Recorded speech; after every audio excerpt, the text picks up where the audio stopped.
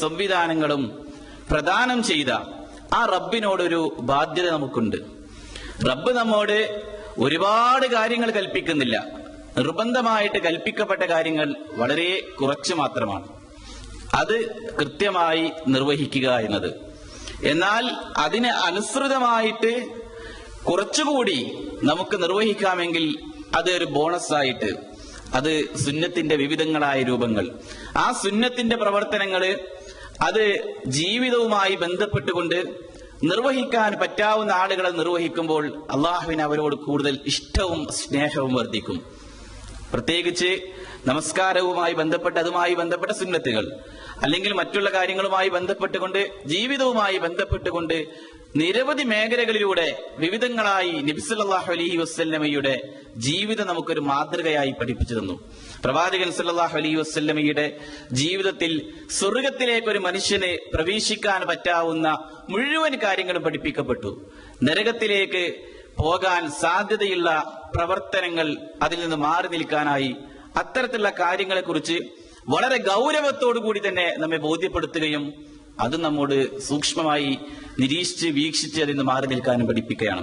അതുകൊണ്ട് വിശ്വാസികളായ ആളുകൾ അവരുടെ ജീവിതത്തിൽ മഹാനായ റസൂലുള്ളാഹി സ്വല്ലല്ലാഹു അലൈഹി വസല്ലമയുടെ ജീവിതത്തിന്റെ ആ വഴിത്താലകളെ ശേഖരിക്കുമ്പോൾ നമ്മൾ നമ്മുടെ ജീവിതത്തെ ഒരു നന്മയായി കാണണമെങ്കിൽ ആ നന്മകളിൽ നോക്കൂ, നിങ്ങൾ നബി സല്ലല്ലാഹു അലൈഹി വസല്ലമ നമ്മോട് പഠിപ്പിച്ചത്, ഒരു മനുഷ്യൻ ഏതൊരവസ്ഥയിലായിട്ടാണോ മരിക്കുന്നത് എങ്കിൽ അതേ അവസ്ഥയിലായിട്ടാണ് അയാൾ പുനർജനിപ്പിക്കപ്പെടുന്നത്.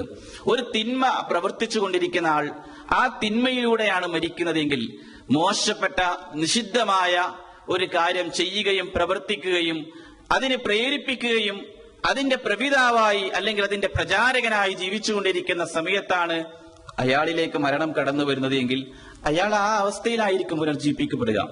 മഹാനായ ജാബിർ റളിയല്ലാഹു അൻഹു നിവേദനം ചെയ്യുന്ന ഹദീസിൽ ഖാല റസൂലുള്ളാഹി സ്വല്ലല്ലാഹു അലൈഹി വസല്ലം യുബ്അഥു കുല്ലു അബ്ദിൻ അലാ മാ മാത അലൈഹി, ഒരു മനുഷ്യനെ ഏതൊരു അവസ്ഥയിലായിട്ടാണോ അള്ളാഹു മരിപ്പിക്കുന്നതെങ്കിൽ അതേ അവസ്ഥയിലായിട്ടായിരിക്കും അയാൾ അള്ളാഹു പുനർജീവിപ്പിക്കുകയും ചെയ്യുക.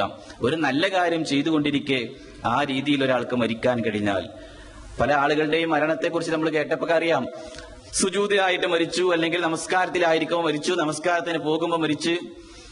പ്രത്യേകിച്ച് സഹാബികളുടെ ജീവിതത്തിൽ തന്നെ പ്രവാചകൻ സല്ലല്ലാഹു അലൈഹി വസല്ലമയുടെ പ്രഗത്ഭരായ പല സഹാബികള് അവര് മരിക്കുന്ന സമയത്ത് അവരുടെ ആ അവസാന നിമിഷങ്ങളില് നമസ്കാരത്തിനായി പോകുമ്പോൾ കുത്തേറ്റ് മരിച്ചവര്, വിശുദ്ധ ഖുർആൻ പാരായണം ചെയ്തുകൊണ്ടിരിക്കെ ശത്രുക്കൾ